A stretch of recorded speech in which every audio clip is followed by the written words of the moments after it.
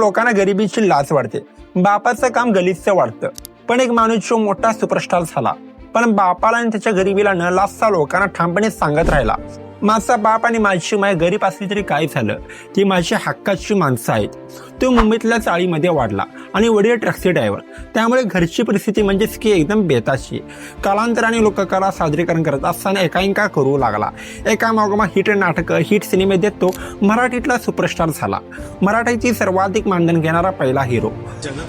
माझ्या आई वडिलांना, देवाला आणि माझ्या मित्रांना मानतो. आपल्या यशाचे श्रेय आई वडिलांना देणारा पहिला सुपरस्टार माणूस म्हणजेच की आपला भरत जाधव सर. आपण ज्या परिस्थितीतून आलो त्याची जाण ठेवणारा भरत जाधव विषयी आज आपण माहिती घेणार आहोत. आणि अत्यंत महत्त्वाचं म्हणजेच की आपल्या भरत जाधव यांच्या करिअरमध्ये राजकारण कसं आडवं आलं, आपण याबद्दल सविस्तर माहिती घेणार आहोत. नमस्कार, मी दत्तराज, तुम्ही पाहत आहात सिनेमा रसिक यूट्यूब चॅनल. मंडळी, भरतचा जन्म जरी मुंबईचा असला तरी ते मूळचे कोल्हापूरचे. वडील गणपत जाधव 1948 मध्ये कामासाठी मुंबईमध्ये आलेले होते. छोटी मोठी कामे करता करता ते ड्रायव्हिंग शिकले आणि भाड्याची टॅक्सी चालवू लागले. या टॅक्सीने भरत जाधव सरांना घडवले. दुसरी टॅक्सी चालू होती. नंतर माझ्या भावाने निर्णय घेऊन आपण स्वतःची टॅक्सी दिली. मला तेव्हा बँकेतनं कर्ज करून 60,000 टॅक्सी घेतली. मंडळी, भरतचे बालपण लालबाग परेल येथे राजाराम स्टुडिओच्या चाळीमध्ये गेले. तिथे दर 2-1 महिन्याला एक व्यक्ती येत. त्या व्यक्तीला चाळीचे सर्वजण मान द्यायचे, त्यांचा आदर करायचे. पण त्यांचा रुबाब कोणी चाळीचे मालक आहेत हे त्यांना माहीत होते.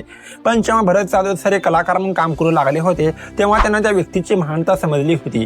ती व्यक्ती होती व्ही शांताराम. सिनेमातील एवढा मोठा माणूस आपला चाळीचा मालक आपल्या इथे येत होते हे त्यांना अप्रूप वाटायचे. त्या अगोदर मंडळी, सिनेमा आवडतो ना, मग स्कोर नको तर जगून घ्या आणि थेट सिनेमा रसिक यूट्यूब चॅनलला सबस्क्राईब करा. कारण की इथे सिनेमा नाही तर सिनेमाच्या परंपरेचा आणि माहितीचा आपल्याला अनुभव येतो. आज भरत जाधव सर जे काय आहेत त्याचे सर्व श्रेय तो शैल साबळे यांना देतो. शैल साबळेंच्या महाराष्ट्राची लोकधारा या कार्यक्रमामुळे त्यांच्या आयुष्याला कलाटणी मिळाली.